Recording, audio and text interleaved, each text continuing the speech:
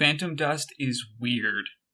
If you only look at a few seconds of gameplay or squint while watching footage, it's easy to mistake it for a 3D arena fighter.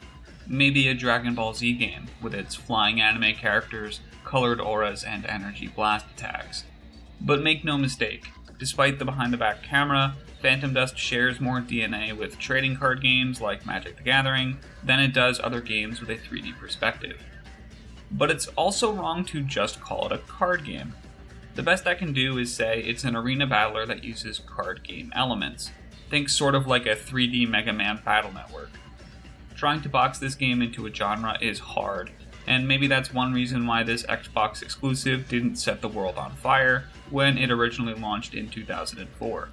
Wikipedia indicates that even releasing at a budget price of $20, the combined first month of sales of Japan and North America only totaled 56,000 units. But small sales figures didn't stop Phantom Dust from developing a tiny but dedicated community. A community whose hopes were raised by an E3 2014 Microsoft cinematic trailer for a reboot, and then subsequently dashed by the cancellation of that reboot 1 year later. But not all hope was lost, because the consolation prize received out of this was a port of the original game to modern hardware.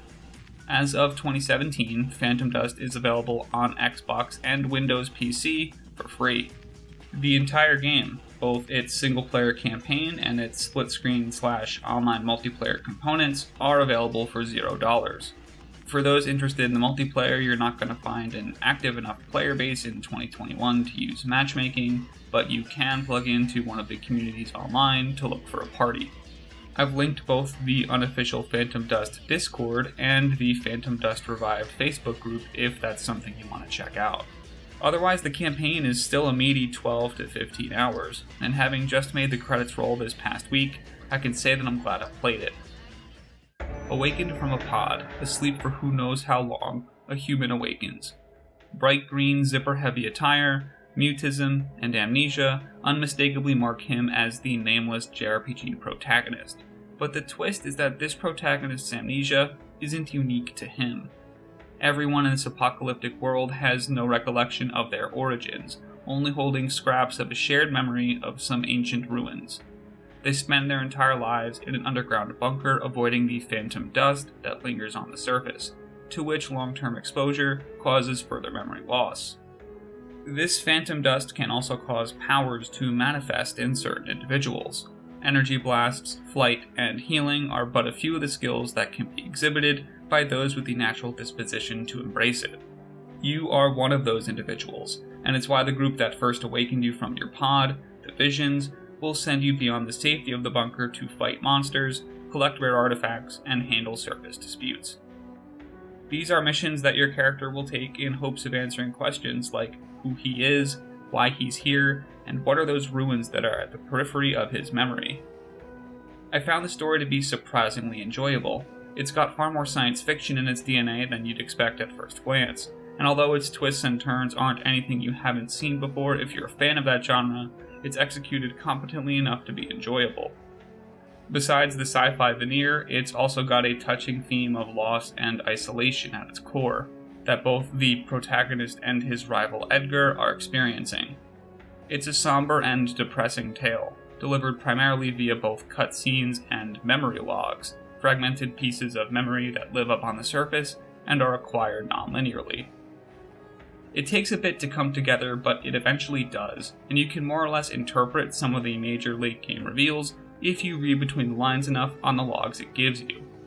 It's a story worth reading, and it helps anchor the overall campaign experience that can be somewhat mixed. Phantom Dust has some structure issues that make it kind of a drag to play. The underground dwelling of the Visions serves as the game's hub, with each of its half-dozen rooms separated by a very brief loading screen. Most of the NPCs that populate this hub serve some sort of function.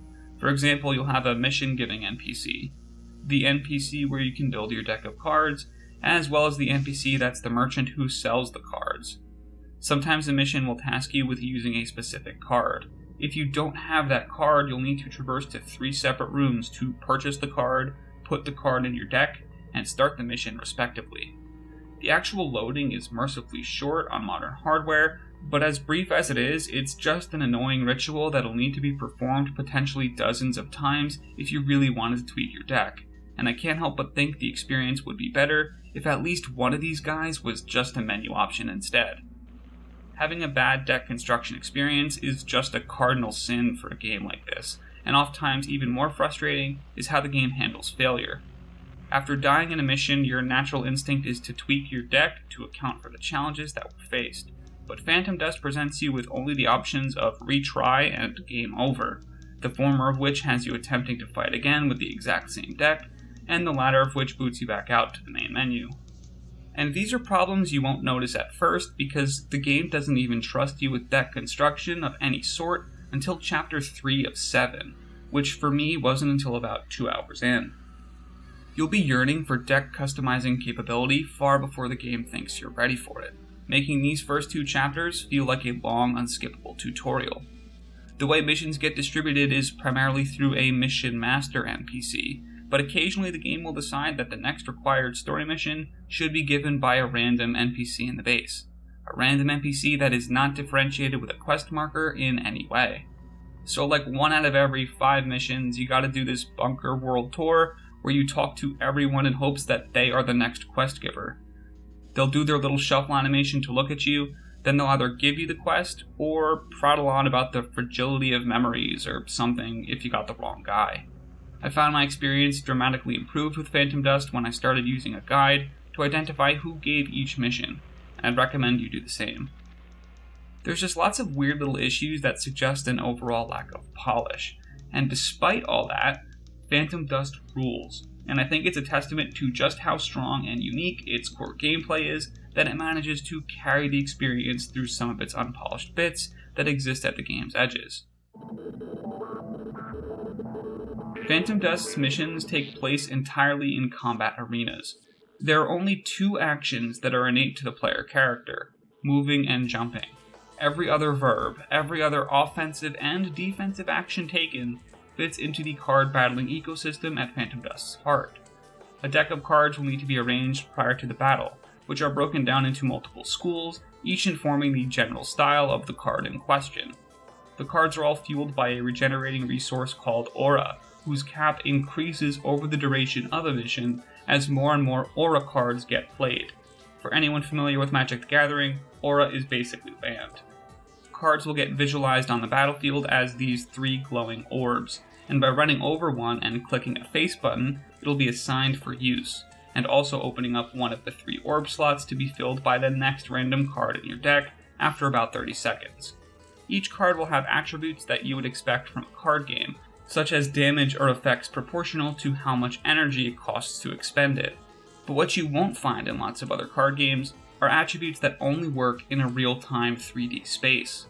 Attack cards can have varying ranges, projectile speeds, and even trajectories to curve around the surprisingly destructible terrain.